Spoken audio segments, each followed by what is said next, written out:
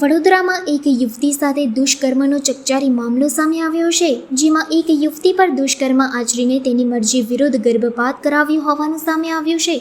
નંદેસરીમાં એક યુવતી પર દુષ્કર્મ આચરીને તેની મરજી વિરુદ્ધ ગર્ભપાત કરાવ્યો હોવાનું સામે આવ્યું છે. જે મામલે 14 મેના રોજ નંદેસરી પોલીસ મથકમાં ફરિયાદ નોંધાઈ હતી, જેનો આરોપ કોંગ્રેસ નેતાના પુત્ર અનિરુદ્ધસિંહ ગોહિલ પર લાગ્યો હતો, જે હાલ 10 દિવસથી ફરાર છે. તેને શોધી કાઢવા માટે પોલીસે તપાસ હાથ ધરી છે. આરોપી અનિરુદ્ધસિંહ ગોહિલ ઉમરેઠના ભાજપના ધારાસભ્ય ગોવિંદ પરમારનો દોહિત્ર થાય છે. ફરિયાદી યુવતીને કોંગ્રેસ નેતાના પુત્ર અનિરુદ્ધસિંહ પર આરોપ લગાવ્યો હતો કે આરોપીએ છેલ્લા 2 વર્ષથી યુવતી સાથે શારીરિક સંબંધ બાંધ્યા હતા, જે બાદ ગર્ભપાત રહી જતા આરોપીએ મરજી વિરુદ્ધ જબરજસ્તી ગર્ભપાત કરાવ્યો હતો. સમગ્ર મામલે યુવતીએ નંદેસરી પોલીસ મથકમાં એસસી તથા એસટી એક્ટ અને દુષ્કર્મનો કેસ નોંધાવ્યો છે, જેની પોલીસે તપાસ કરી છે. ફરિયાદ બાદથી આરોપી અનિરુદ્ધસિંહ ગોહિલ ફરાર છે અને છેલ્લા 10 દિવસથી પોલીસની પકડ બહાર છે. એસસી તથા એસટી સેલના એસીપી CB સોલંકીના જણાવ્યા અનુસાર આરોપી વિરુદ્ધ ગુનો નોંધાઈ ગયો છે અને 3 અલગ અલગ પોલીસ ટીમો તેની શોધખોળમાં લાગી ગઈ છે. તેના મિત્રો તથા પરિવારજનોની પૂછપરછ પણ કરવામાં આવી રહી છે. હાલ પીડિત યુવતીનું મેડિકલ ચેકઅપ પણ કરાવવામાં આવી રહ્યું છે.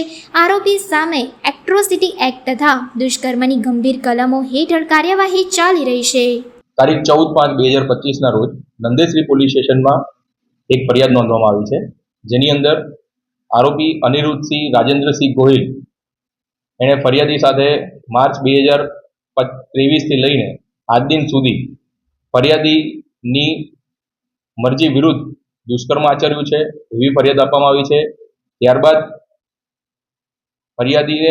આરોપીને પ્રેગ્નન્સીની જાણ થતાં એણે ફરિયાદીની મરજી વિરુદ્ધ એબોર્શન કરાવવામાં આવી છે એવી ફરિયાદ આપવામાં આવી છે. અને સાથે સાથે એટ્રોસિટીની કલમ લગાડીને એટ્રોસિટીની વિરુદ્ધની પણ ફરિયાદ કરવામાં આવી છે. આપણે ફરિયાદીનું મેડિકલ ચેકઅપ કરાવેલું છે. એની સાથે સાથે ફરિયાદીનું મેડિકલ ચેકઅપની સાથે મેજિસ્ટ્રેટની સામે નિવેદન લેવામાં આવ્યા છે.